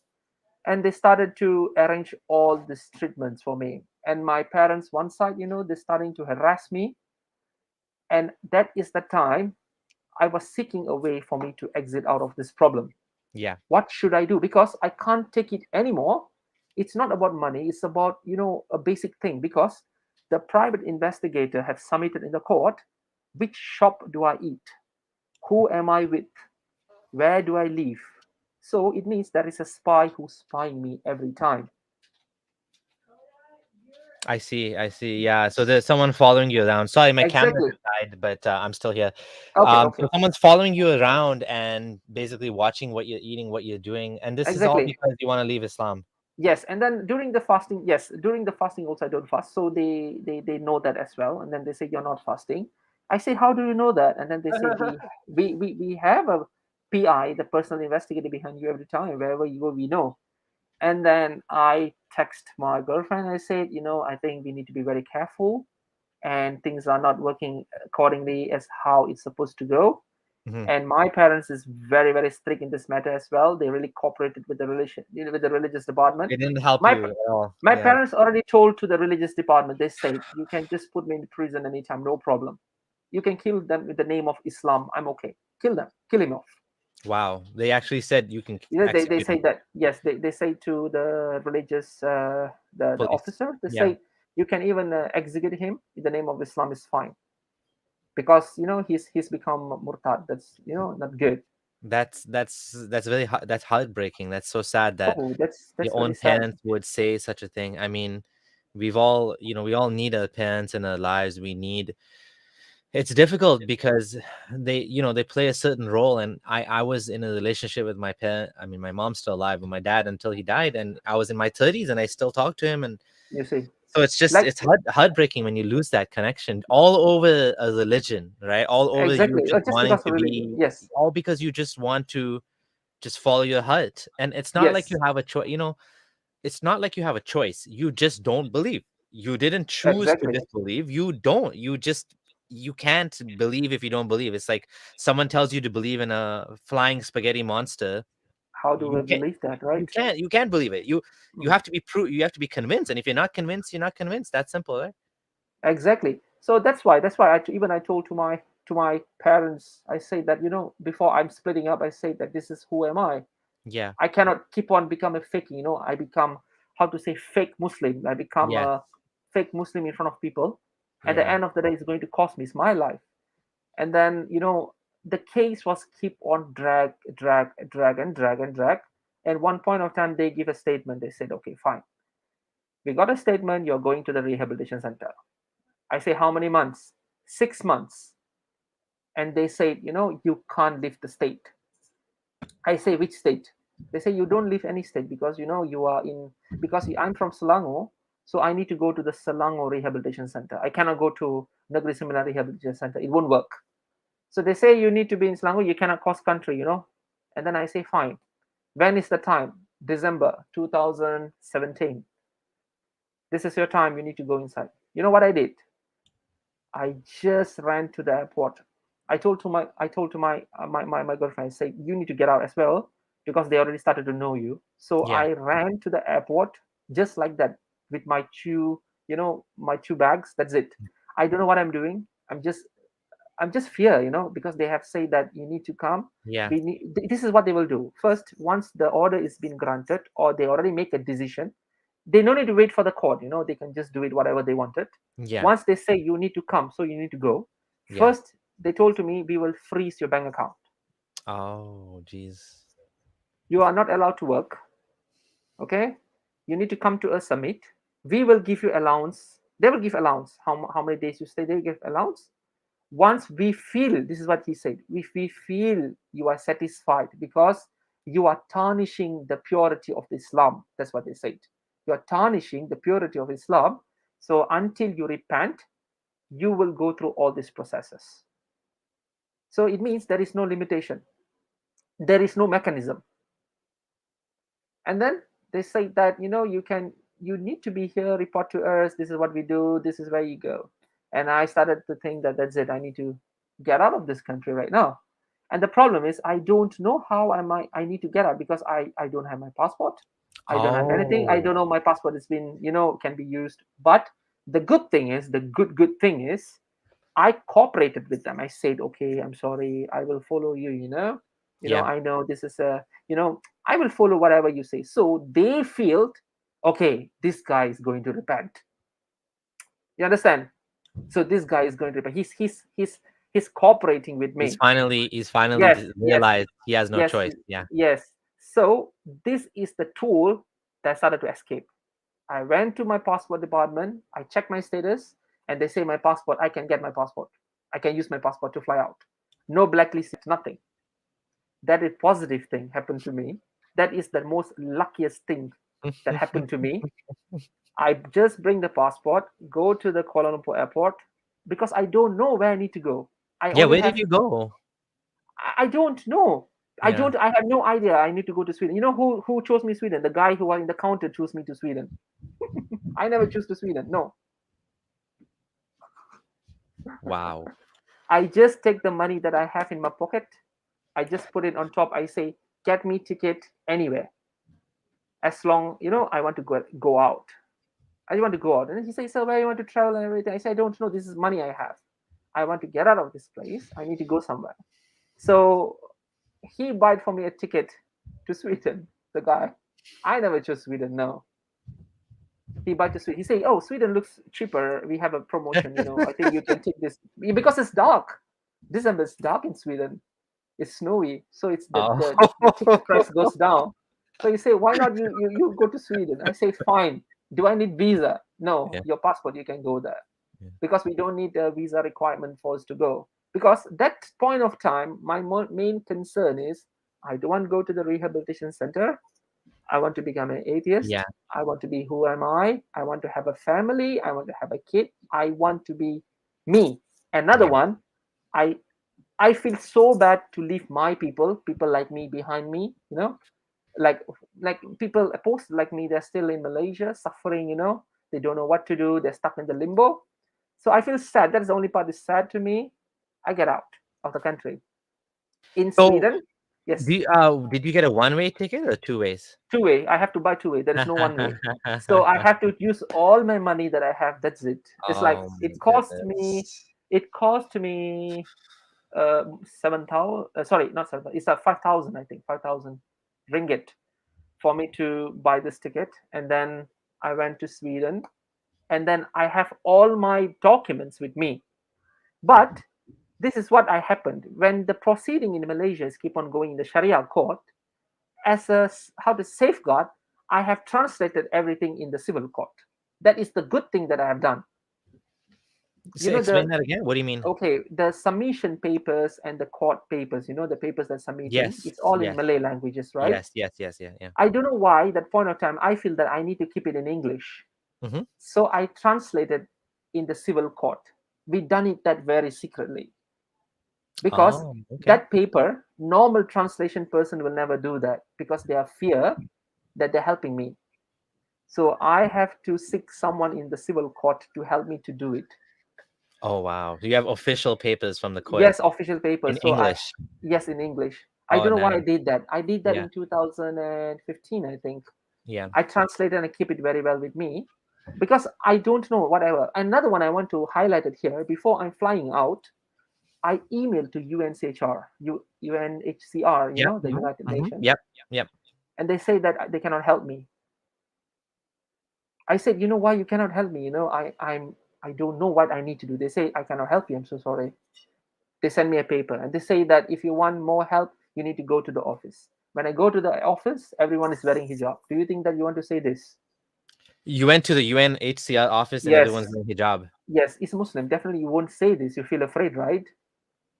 Because it's the people are there is Muslim. What happened in case you go and say, I want to come out of religion. Can you help me? I don't think so. They're going to help me because when I go there, I see everyone is Muslim. I say that okay, I'm not going to do this. And then I contacted Amnesty. Amnesty say, oh, we cannot help you as well. What option do I have? I went to So, the when you landed in Sweden, did you stay Mm-mm. in a hotel? Like, what did you do? How Okay, did you? when I came to Sweden, you see, I'm Yeah. very glad because we took different flight, but we managed to join in the transit, me and my girlfriend at that time, and then we take the same flight come to Sweden, and we have no idea because this is not our plan. We don't know. In my hand there is only bag. I came to the immigration office. I say I need your help. This is what I say to them. I say, I really need your help.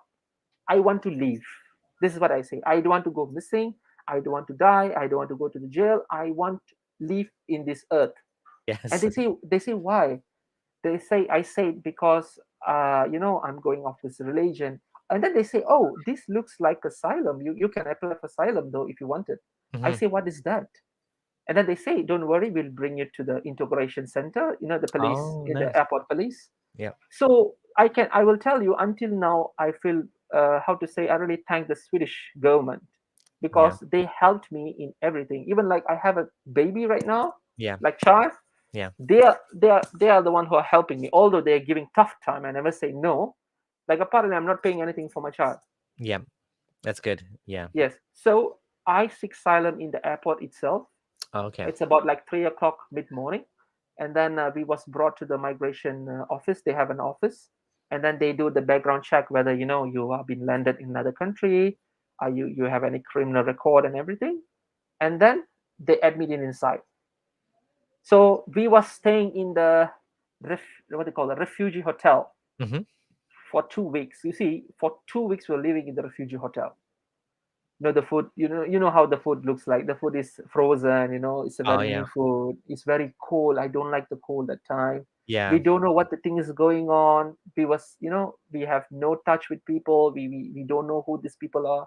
So the immigration department who are the one who are arranging everything for us, and then suddenly they say that, okay, guy, you need to go to the northern side of Sweden. And then like, oh, that's very far. But we managed to get a job in Stockholm itself after that, because we was working. It's a very good work, and then we So have your been your granted. your girlfriend managed to join you as well? Yes, Okay. she managed to join it because in the Sharia law, I already said that your Yeah. girlfriend name is da, da, da, da, da. We Yeah. know her. Da, da, da, da, da. You need to bring her. If not, we will do Oh, something else to say that she is confusing you to the religion. oh, geez. So that is like a prescribing The, in the threatening, in. the threatening that they're gonna arrest Yes, her for causing yes, discord. yes. I get it. I get. Yeah. You understand what they say. Yeah. So I Yeah. have no choice to bring it her to me, with me as well. Hmm. So we came here, this asylum, and then when is that? 2017. Now it's 2021. So our case, the problem in Sweden is, you see, the problem in Sweden is they cannot differentiate Sharia law, civil law. For them, is everything is one law. Yeah. You understand? And then they don't understand that this thing is very severe. It's very, they keep on telling this to me. They say, you are speculating. The Swedish Migration Board always says this to me. You are doing hearsaying, you are speculating. And all my court documents, remember I told you the Yeah. papers, Yeah. they have said that I have forged. Oh my goodness. How can you forge a stamp? How do you forge a person's name who are dealing this case? Yeah. How do you forge a lawyer's name, a judge name? How do you do that? You can just Google, you can get the information Yeah. out. Yeah. So they say, when my lawyer, I have a lawyer in Sweden.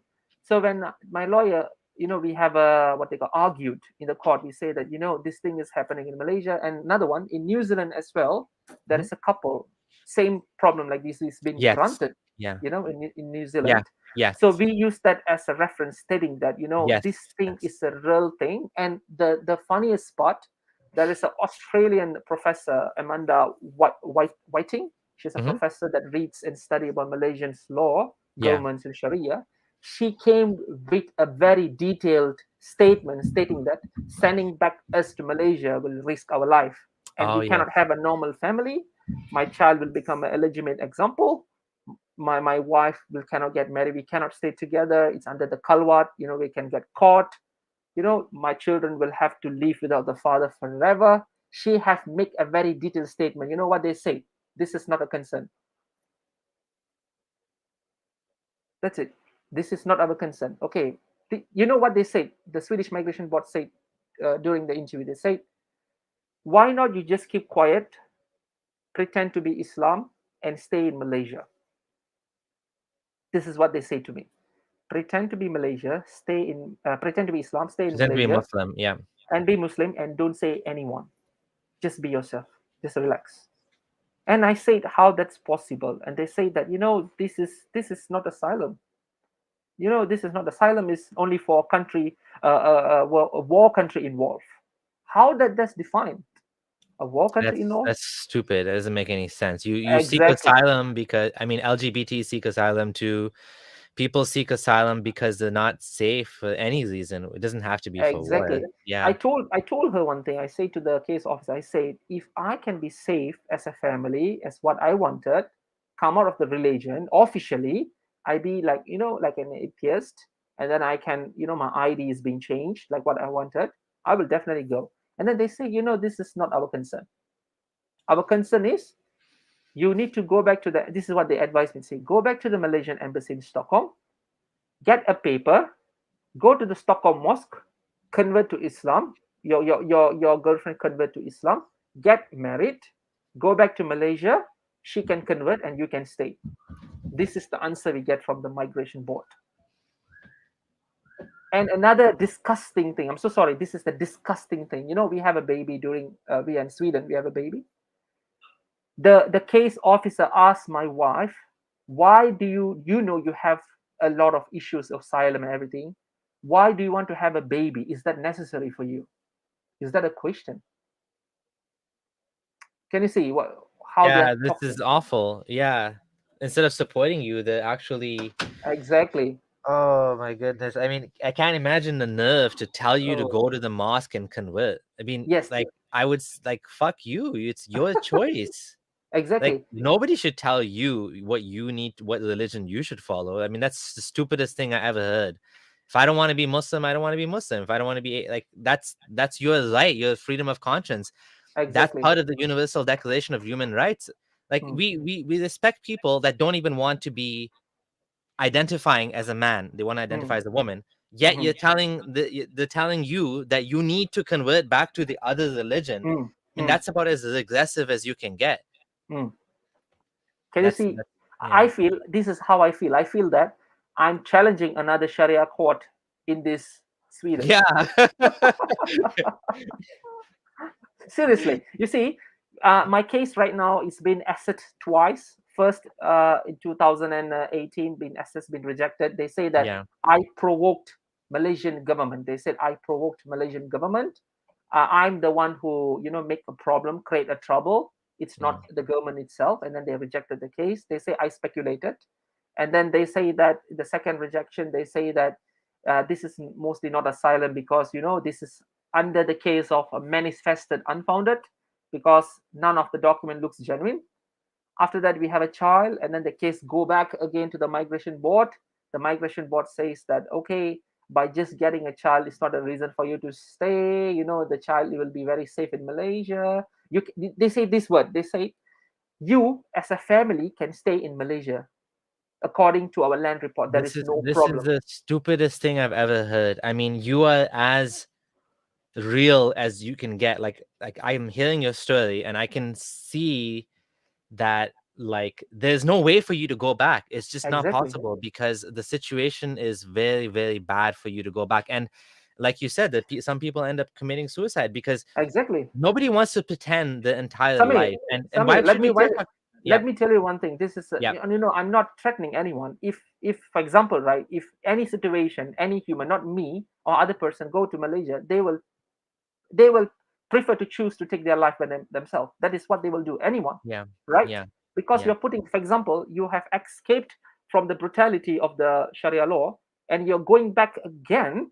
And what you're expecting them to do? You know what they say? This is what they say to me uh, after this incident, because my kid was in the court, in the administration court of Sweden, and this administration court of Sweden does not assess anything; they just follow whatever the migration board says, and they say that you have this is what they say: you have speculated. Malaysia, you can live as a family in Malaysia. There is no such thing that these things happen in Malaysia. Our land report says it's fine. Another problem is because we have a child, she cannot be registered in Malaysia because of she's illegitimate, is born to the Muslim father. Yeah. There is only one way of doing it. It means my wife have to get in touch with the registration department stating that she don't have a husband. She do it like a single mother status. Oh. But this single mother status would affect the child's life because Oh she won't have a shoot. father. So wherever you go to school, example, she need to say that I don't have a father in the form. Someone else, you need to say I have no father. Yeah. Imagine what That's will much happen to more. the Yeah.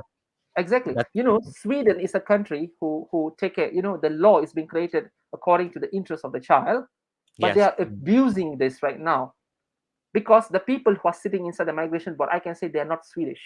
Yeah. You, you, Yes. you know what I'm telling? They'll be Yes. Yeah. wearing Yeah. Yeah. Yeah. Yeah. hijab, they'll be Muslim. I Oh don't know. So goodness. this is a mess, a mass mess.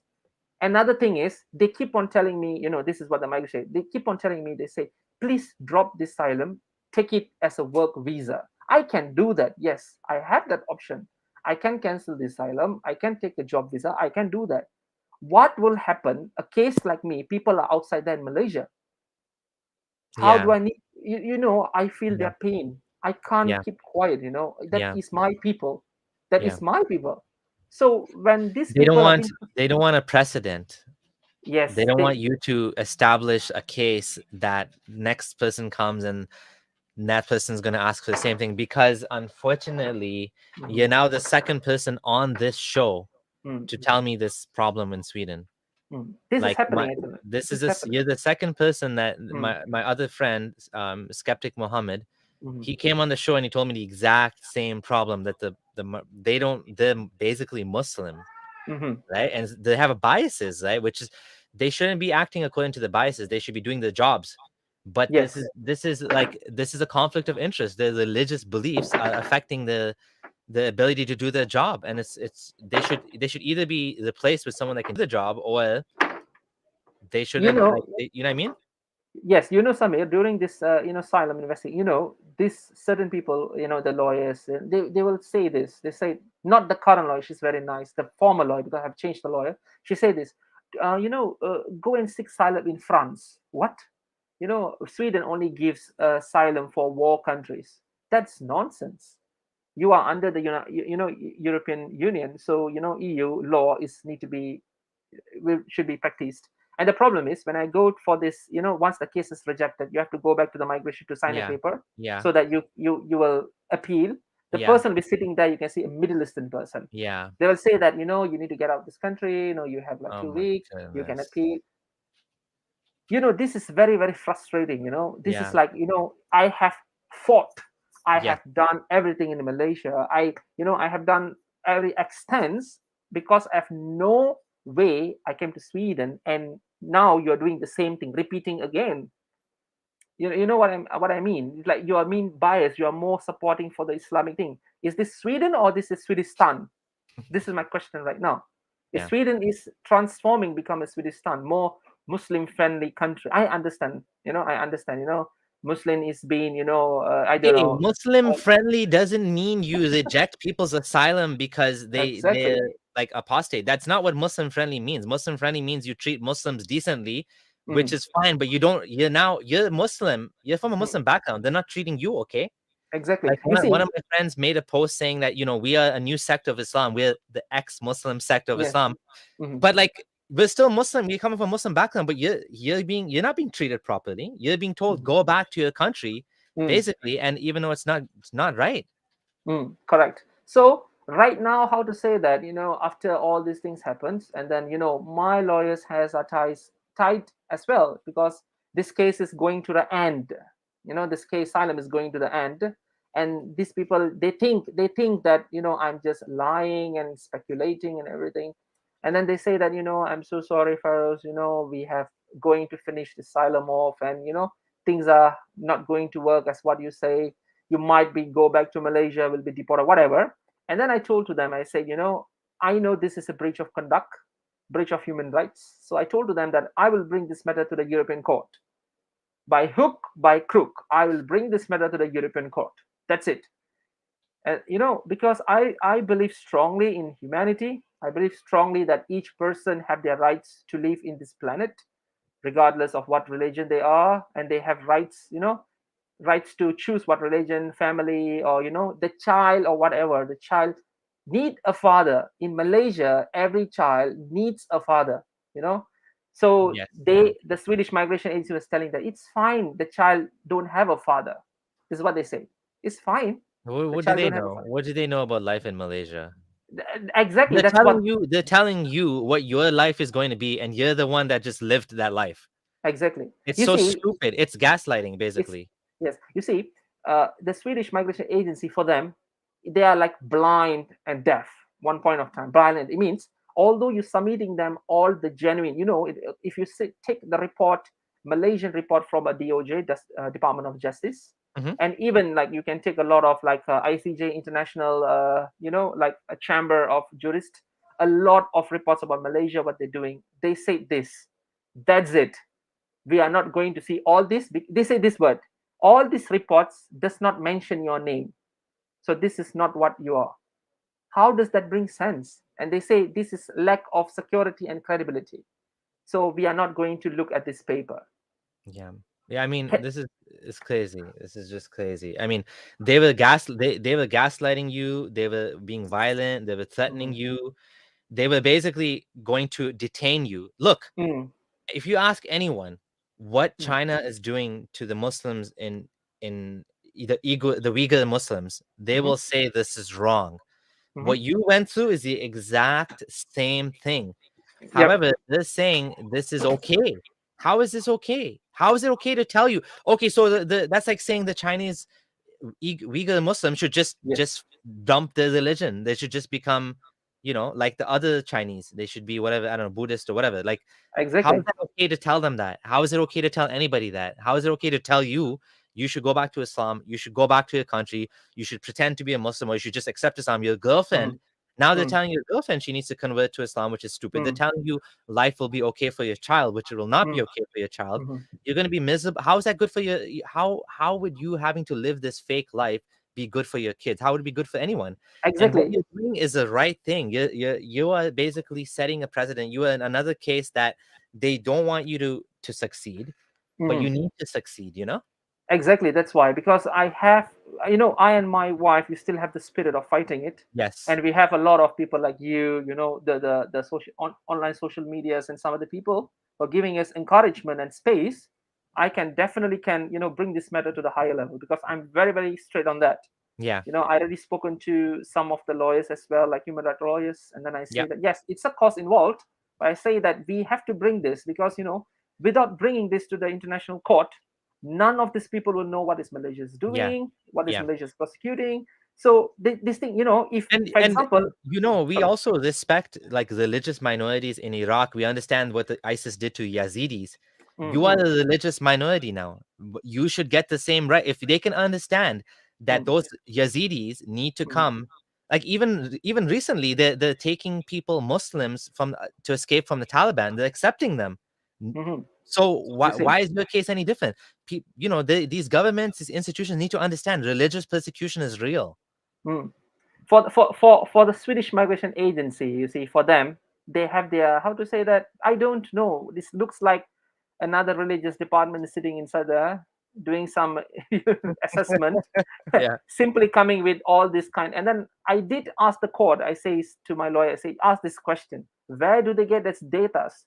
And I asked them to appeal for my court hearing. I say I want to go to the court. Let me talk. They have Yeah. reject that as well. It means they are making decision by themselves. There is Mm, no fair trial. So it means that I will make decision by myself. That's it. One point of time, I will just cancel this asylum, and then that's it. You can get out of this country. Example. This I is see. what I the see. Sweden's tactic of using Yeah. this. So what they will do, they will drag your case, they bring to one point, and they will end stating that you can't appeal, and then the last court, that is the migration appeal court, will say that okay, the asylum is done. We are not going to take the initial order stays. It means whatever Malaysian done and doing is correct. Which Imagine that it's not. Sweden Yeah. Yeah. Sweden is supporting a prosecution towards a posted in Malaysia is correct. They're telling That, that it that's is crazy. correct. Yeah. That's This crazy. seriously, this is what dilemma that I'm going through with my family daily. It's not easy to be in Sweden just like that. It's not Yeah. easy. Yes, we are being very independent. We are working and everything. Yes, we are, because we how to say that, we are educated, and then Yeah. we You're know not a lot looking of for a handout. You're not looking for a handout. You just want to start your life and you want to contribute to the country like any other person that came, right? And exactly. but you're doing it on principle because you don't want to switch to a work visa. You want to get the Mm, asylum because this is the right thing to do, because yes, this will open the door for other people to see yes, that this is legitimate, this is a real thing. If you win this case, this will help so many other people. yes, correct. Because Sweden is trying to stop me from doing that. I can see that, Yeah. because once if I succeed this, it will open an opportunity for other people in Malaysia as well. Yeah. We don't know that Malaysia will change. I have no idea that Malaysia will change, but it Yeah. will change individual life that's been prosecuted as well. You understand what I say? So in Yeah. future, if anything happened similar to my situation, so these people can go out and refer to my case that's been existed. That is Yes. what I wanted. Yeah, exactly. Exactly. Yeah, it makes So sense. Yeah, you need to y- do this. yes, so that's why, like, I'm still waiting for my, what is that, from the reply from the Court of Migration Board. I mean, the last Court of Appeal. I don't know when I'm going to get. So let's see what they're coming, and yeah, we will move forward. And I do email, Ahmad Shahid. Yeah. Ahmad Shahid is the president of the religious council, I think. And then I personally text him, and then I show him my papers, and he said that yes, you can start the interim once the case has been rejected. So we will Hmm. start and initiate an investigation on the Oh, host okay. country. Hmm. So I think that's a very good positive. Another question I forgot to mention about Yeah. amnesty. Yeah. Amnesty. If you refer to the amnesty website, Yep. you can't find anything about Malaysia prosecution. No, Oh. regarding religion apostasy, you can't find anything. And then I did personally contacted what they call that Amnesty in Malaysia, Hmm. and then Amnesty in Sweden as well. Yeah. And then they say strictly, they say this to me: first, we cannot help you. Sorry, bye bye. Amnesty, Just like that. just like that. And then at the end, I spoken to a person in Sweden, and then I say, try to put the situation in my place. How Yeah. many people back in Malaysia right now is suffering? Like me, it's fine. I'm out of Malaysia. I can, for example, instances, I can just change to work visa. I can stay. It's fine. But what will happen to this case? It will forever be buried. You need to do something. You need to investigate this thing. You need to bring it to the light. And what's the point of amnesty? And Yeah. at the end of it, and then they said, okay, we will study about that, because we don't have a report. They say they don't have report, so they want to study. And then I contacted Malaysian Commission of Human Rights, called Suakam. So they are the human rights department of fighting for all these rights, so called. Hmm. You Hmm. know what they said? They say this: after you are upon, I told them the story, all the stories, the rejection, everything. This is what they suggested me: I will suggest you to stay very far in the forest. I say, why I need to stay in the forest? Because you cannot be with your wife. It's not legal. For example, if you're back in Malaysia, you'll have a child that will put the child in problem. So you will stay in another state, another site. They call a Sabah Sawa. You stay there. If possible, you stay in the forest. What nonsense is this? How do I stay in a forest? So I It's tell to so them, I say, I stupid. say, I say that it's very nice for you to coming back with this, and then I say that, can you give some testimony what's happening in Malaysia? And she said, I cannot do that. I say, why? You are Human Rights Commission. They Yeah. say no, because it's a very against the government, so I cannot do that. Mm. Can you see how it works? Yeah. So it means they are trying to cover this matter very well. So the Human Rights Commission, the government, the Sharia, the Sharia law, everything is working very well to cover this matter. So anyone outside there, like in Sweden or in Europe or in Canada itself, people won't know. This is what they wanted to do. Hmm. Even Yeah. like me, if people asking me why you're covering the face, this is the reason. If Yeah. I open this, I can go missing. How many people don't, it's been abducted in Malaysia. It's very risk. Yeah. So that is the reason. So I'm the reason why I text you, and then I say that I need to bring this matter to the light, let people know it, what's happening. Yeah. When it comes to Muslims, when it comes to Muslim, people are very welcoming in Yeah. Sweden. Yeah. How about this? How about this? How about the apostasy? How about people? How Yeah. about atheists? How about, for example, a Christian or whatever race, what they say that, whatever religion they are. Religion. Yeah. I Mm. believe that everyone deserves to practice what they wanted to practice, right? Yep. Hmm. That's what I Yeah. This believe. is this is a paradox of tolerance when you're too tolerant, and then the tolerance allows people in there that basically take away the tolerance. That's Mm, what's happening, right? I mean, you've allowed a lot of people into the society that mm, are intolerant, mm-hmm, and now they're taking their intolerance and they're using that to keep the values, to the regressing the values of the true goals of the society was to be more accepting, and mm. but this is the opposite. It's going the opposite direction now, which is unfortunate and sad, right? It's very, very sad. Yeah, stop scamming man says opening that door, setting that precedent could be the kick up the ass for the that the Malaysian establishment needs, right? That's the thing. A Christian pastor in Malaysia was kidnapped by a Malaysian Muslim Yes, organization in broad daylight, went missing and still missing yes, for many years yes. now. Pastor Raymond Koo, yeah, he's Yeah. been abducted by the government. Yeah, that's crazy. So this your story's been amazing, and I really appreciate you coming here, telling us all of this, and sharing the details. And I do hope that things will improve, that you will actually succeed in your asylum case, and reestablish yourself in this country, despite the fact that you didn't want to come here in the Uh, first place. It wasn't your uh, choice. This was Yes, not this is not my choice. Actually, the yeah, reason is why I want to come here. The asylum is different story. I can, it's different. This is to bring this prosecution, systematic prosecution, to the light. yes, If I'm not doing this, who is going to do this, Samir? Samir, you see, tomorrow I can just go and get my job visa done. yeah. It won't take a week. Oh I can wow. do that. I can do that because my work, my wife is working, and then I'm working as well, so we can Hmm. do that. The reason why we are not doing that is I cannot think like other person. I cannot think like a normal person that, okay, I'm Yes. safe, I'm at Sweden, okay, fine, things solved. I cannot be like that. I need to bring this to the light. If I'm a living evidence, man, I'm a living Yeah. evidence to the whole society. It's like, hey, I'm here, man. Look at me. I'm the one evidence.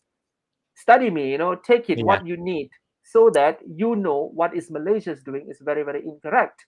You know what I'm Yes. telling? Yeah. People, a government is trying to, going to people's private life, abducting people, everything. Yeah. That is very, very inhuman.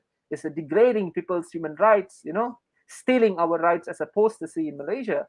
So I think that by doing this, I will attain what I wanted, so that I can help my people out there in my country there, so that they have a solution through me. Absolutely. Absolutely. So we definitely want to get this to as many people as possible. There's actually quite a lot of people watching. Over 200 people are watching right now. Okay. Your story is definitely resonating, I think, with people in Malaysia. A lot of Malaysians always come to the channel, and Indonesians and people from Mhm. Singapore, because I think they resonate with what you're saying. They've experienced this. A lot of them are not able to talk about this, and then hiding. Yes. Your situation is unique in that you actually challenged the system. You actually went Yes. across and you're like, I want to do this legally. Mhm. There are many people like that, trailblazers in society, that they don't take the quiet path, but they're like, no, I'm going to do what's right. For example, Martin Luther King, and Yeah. even Malcolm X, Yeah. Rosa Parks. She's like, I'm not going to the back of the bus. They're like, you're Mhm. black, go to the back of the bus. She's like, no, I'm not Yep. going to the back of the bus. And this changes society, right? I mean, it comes with a cost, a heavy cost. And we salute you for that, and we appreciate this. I will definitely share your story with some of my fellow YouTubers and see if we can get you on some other channels as well to get even Sure. more Yep. awareness, because this is such a crisis in Sweden right now, and this is such an Mhm. important issue. And what you're doing is so important that we need to get this story out to as many people as possible. So please do share this video, guys. If you're new here, do subscribe as well. Any final words you want to share? Because we've had you almost for 2 hours now, and I told you we're going to be like an hour and a half. Is there any final things you want to share? So I have your Twitter linked on the profile, Yep. so people, you can check out his Twitter. It's in the description box, and you can follow. I don't think you're tweeting anything yet, but in case you want to No. contact him, Yep. that's one way you can contact Fiaruz. Anything else? Any final words you want to add before we go? Is that me? Yes, yeah. Would you want to say anything else? I just want to say to my people in back in Malaysia, I say that, be safe always. Keep on in mind if someone is doing something for you outside there. Okay, you can, maybe like a brother or like someone, or fighting for our rights.